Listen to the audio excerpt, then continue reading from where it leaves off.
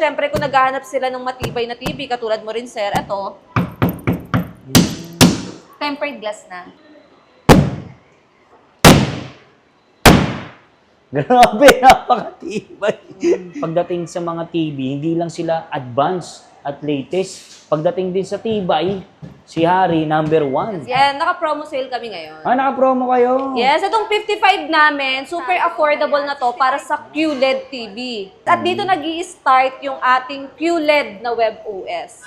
Kapag naka-WebOS TV ka na, hindi mo nagugustuhin bumili pa ng ibang TV. Yun pala yun. Kasi syempre sa remote natin, sobrang daling gamitin. Ito kasi yung remote control na kahit hindi mo siya itapat sa TV, katulad Ayun, yan. ano? Ayan. Gumagana siya. So ito, maganda sa kanya, ang WebOS TV natin is meron siyang built-in AirPlay. So which is compatible siya, mapa-iPhone. Okay. Pagdating sa casting. Ayun nga, no? Sabay na sabay pa, di ba? Naka-powered by ThinQ AI na tayo. Artificial Intelligence, which is, like, utusan nila yung ilaw nila.